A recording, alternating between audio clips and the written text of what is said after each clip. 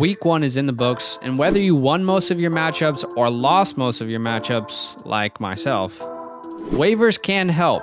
So we're going to give you 10 waiver wire pickups going into week 2. First, let's give you an honorable mention, which is Teddy Bridgewater, over 250 passing yards last week and the 2 touchdowns. Little work on the ground. Look, this is not a sexy performance by any means, but this is exactly what we wanted to see. Consistency, and his next 2 games are really good. He's at Jacksonville and then versus the Jets at home. Friendly reminder, the Jacksonville Jaguars just got torched by the Houston Texans. If you're in a 2 quarterback league, or even if you're streaming quarterbacks, Teddy Bridgewater is a guy I'm definitely looking to have on my squad. At number 10, we have Bryan Edwards, who is rostered in 40% of leagues. There was a lot of hype throughout the entire offseason, and in the first half, it looked like the hype was dead. But in the second half and in overtime, you can see why the hype was there. Bryan Edwards is a very talented player. In overtime, he was very crucial to the Raiders getting that win. The hope is that John Gruden and Derek Carr can see he needs to be more involved. We can't only throw the ball to Darren Waller. We need to keep these defenses honest, and they get him more involved in the game plan on a consistent basis, not just at the end of games. 4 receptions on 5 targets, 81 yards, almost an amazing touchdown. The talent is there. Definitely a guy that we're looking to pick up. I might spend 10% on my FAAB. Now, the reason he's not higher on this list is because his next 2 games are not very favorable. At Pittsburgh and versus the Dolphins. Regardless, they need a wide receiver 1 there. It could be Bryan Edwards. Henry Ruggs, clearly they can't naturally put him into their game plan. At number 9, we have Kmet, who is rostered in 28% of leagues. This might be a surprise to you, but the reality is the tight end position is very scarce. We saw 5 receptions on 7 targets for Kmet in week 1, while Jimmy Graham just had 2 targets on 1 reception. Kmet was a 2nd round pick for the Bears in last year's draft, and we on this channel have been screaming his praises the entire offseason as a guy that we think could break out at the tight end position. It makes sense for a young tight end to break out while they're about to transition to their future at the quarterback position. Justin Fields is up next. Whenever that transition does happen, Kmet's value could go through the roof. If you need a tight end and you don't have a solidified one, absolutely spend 15 to 20, 25% of your FAAB. If you really are desperate on the tight end position, to grab a guy like Kmet, stash him on your bench. Maybe it really pans out well for you. Maybe he's the breakout tight end of this year. His next 2 games are versus the Bengals and at the Browns, so not an amazing schedule, but if it doesn't pan out, at least you didn't spend too much on him. At number 8, we have Tony Jones Jr., who is rostered in 33% of leagues. You might be thinking to yourself, a lot of people have this guy higher on their priority. Look, we love Tony Jones, but to us, it feels like he's not a guy you're ever going to be able to start unless Alvin Kamara goes down. He's definitely the handcuff, but keep in mind, in this game, I know he got 12 total touches, but the game script was very good for Tony Jones. The Packers had no chance of winning this game in the second half, and the Saints ran the ball a lot to run out the clock. I mean, they won by 35 points. I would not expect him to get this kind of workload on a weekly basis, and he's not someone that's probably ever going to see my starting lineup unless Alvin Kamara gets injured. So I'm not willing to spend a lot of FAAB on him, but he is, worth a speculative add. At number 7, we have Sterling Shepard, who is rostered in 40% of leagues. The stat line was amazing this week. 7 receptions on 9 targets, 113 yards, and a touchdown. Amazing game, but we have seen this story before from Sterling Shepard. The question is, can Daniel Jones be consistent, and can Shepard stay healthy? Because we haven't seen those 2 things combined since Daniel Jones has come into the league. We're also not 100% convinced that he's the best fantasy wide receiver on this team. Kenny Golladay was dealing with injuries, and he's probably going to be the guy when he's fully healthy. Regardless of that, he's worth a roster spot in every league. He shouldn't be on the waiver wire. His next game is against Washington, which is not a very good matchup, but then they face the Atlanta Falcons, and that is a sexy one. Probably could start him that week, so he's worth a speculative add. At number 6, we have Nelson Agholor, who is rostered in 45% of leagues.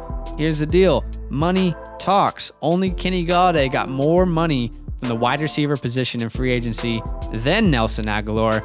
Mac Jones looked very comfortable throwing him the ball against Miami in week 1, and it looks like both Jacoby and Nelson Agholor will be very involved in the passing game, this offense looks completely different with Mac Jones, and we love it for fantasy purposes. His next game is at the New York Jets. That's great. Then versus the Saints, not so good, but still, you should be adding Nelson Agholor if you need a flex wide receiver. I would probably be looking to spend 10% of my FAAB on Nelson Agholor. Quickly, before we get into the top 5, we want to let you know that support for this channel is brought to you by Manscaped. If you need a body trimmer, then Manscaped should be the only option for you. They were able to send us a Lawnmower 4.0, and after using it for 2 months, I'm not sure why I used any other body trimmer before that. I mean, just listen to this bad boy power on. Join over 2 million men who trust Manscaped with this exclusive offer from us for you. Use the code FL20 for 20% off plus free shipping at manscaped.com. At number 5, we have Rondale Moore, who is rostered in 49% of leagues. This guy should have been drafted, but maybe he's still on your waiver wire. 4 receptions on 5 targets and 68 yards. You might think that's not a very good stat line, but what's good is he was used in a lot of different areas of this offense. We expect Cliff Kingsbury to continually find ways to get Rondale Moore involved into this game plan.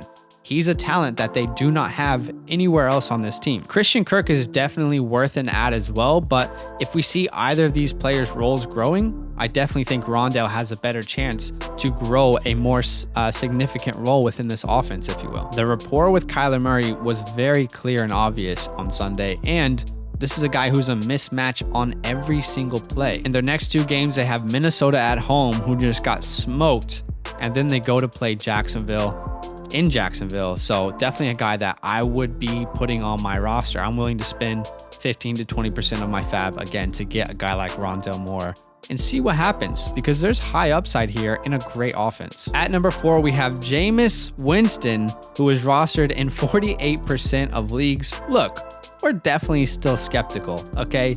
He's not going to throw 5 touchdowns every week by any means. Who knows what happened to Green Bay in week 1? It looked bad, but Jameis looked pretty good.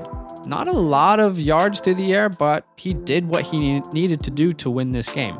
If you're looking to stream quarterbacks, Jameis should be your first choice. He's connected to Sean Payton, who has a great offensive mind. Even if you don't believe in Jameis Winston, at this point you should believe in Sean Payton's ability to make him fantasy relevant. Their next 2 games are on the road versus Carolina and the New England Patriots. If you're in a 2-quarterback league or you're streaming quarterbacks, Jameis should definitely at least be on your bench right now. At number 3, we have Kenneth Gainwell, who is rostered in 32% of leagues. 9 carries, 2 receptions on 3 targets, and 1 total touchdown. There was a ton of hype in the offseason about Boston Scott. He plays every play like it's his last. He's definitely the second running back on this team. I mean, we personally smelt through that BS and we said, no, Kenneth Gainwell is the more talented player. Boston Scott on Sunday only played special team snaps. It's clear that Kenneth Gainwell is the handcuff, but not only is he the handcuff on this team, he's also going to have some standalone value because of his pass catching ability. Gainwell was a massive talent out of Memphis, and we could see his role continually growing as the season goes on. The Eagles are not going to be able to blow out teams like they did the Falcons this week, and they're going to need to pass the ball sometimes when they're down in games. Gainwell is probably the best pass catching back on their team. I know Sanders is there. Gainwell is probably the better pass catching back. In their next 2 games, they have San Francisco at home, which is a good defense, but let's not forget what DeAndre Swift and Jamal Adams were able to do through the air last week. They were pretty good, and then they go to face Dallas in Dallas, which is a team that can score a lot of points, but they cannot defend. So Gainwell could have a chance to continue to grow his role in the next couple weeks. He's definitely a guy that we would be willing to spend 20 to 25, maybe even 30% if you're really desperate at the running back position of our FAAB to grab him. At number 2, we have Tim Patrick, who is rostered in just 3% of leagues. It makes sense that he's rostered in 3% of leagues because everyone was saying Jerry Jeudy was going to break out. We were saying Jerry Jeudy was going to break out, and Jerry Jeudy looked amazing until he got that high ankle sprain. It looks like he's going to be out for a long time. Let's not forget how long those high ankle sprains take to fully recover from. It's a sad story, but it means that guys like Tim Patrick could step up and have a very fantasy relevant role within their offense. He had 4 receptions, just under 40 yards, and found the end zone.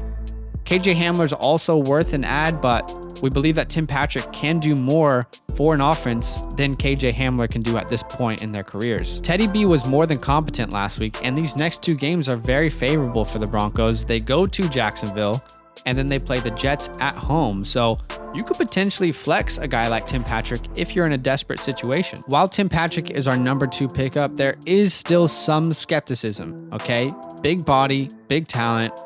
We would spend around 20 to 25% of our FAAB on Tim just because of the pure opportunity. Opportunity is the most important thing in fantasy. So that's why he's the number 2 priority for us this week. At number 1, it should be no surprise that it's Elijah Mitchell, who is rostered in just 5% of leagues. Why is he rostered in 5% of the leagues? That's right, because no San Francisco beat writer got this one correct. All offseason we were hearing Trey Sermon is the clear number 2 running back in this backfield, only to find out Sunday morning, an hour or 2 before the games, that Trey Sermon would be a healthy scratch. The entire fantasy world, as I'm sure you were too, sent into a frenzy. Elijah Mitchell goes out and balls, 19 carries for 104 yards and a touchdown. Yes, it was against the Lions, but still, he did what he had to do, and it was a very impressive game from him. The most important thing is there wasn't another player on this team who looked involved once Raheem Mostert went down. On the topic of Raheem Mostert, it's devastating. He is made of glass. It looks like he's going to miss 8+ weeks. Put him on your IR spot if you can, and go pick up Elijah Mitchell. He should be the number 1 priority on everyone's waiver wire list this week, but there is still skepticism because this is the San Francisco 49ers. It would not be insane if Trey Sermon comes out next week and is the most important running back on this team. But because of the upside, you have to take the risk on a guy like Elijah Mitchell. He's got to be on your teams, and he's got to be the number 1 priority, because while it's a risk, it could pay off big time for you. I'm willing to probably spend 30 to 40% of my FAAB, maybe 50 if you're feeling risky. It's a risk, but it could pay off massive for you. Next 2 games at Philadelphia, then versus Green Bay at home. Look, I still think Trey Sermon could be involved in this offense, but as of right now, it doesn't look like he is. And I'll end this thought with a quote from Oklahoma City Thunder GM Sam Presti: "Scare money don't make none." So while it is a risk and Trey Sermon could be the guy, it wouldn't surprise us in a couple weeks. You got to spend money sometimes. It's a risk, but we're probably taking it in our leagues. So are you picking up any of these guys this week? Maybe there's someone that's not on this list and you're curious as to why. Drop a question down below and do our best to answer them. Good luck in week 2, y'all. Yo, what's good? Thanks for watching. We got a lot more videos. A lot more. If you want more videos. Watch it. You can also subscribe. Right now. If you want to. You need to. And lastly, don't forget that you can sign up to support the show and get exclusive content by going to patreon.com/fantasylandfam.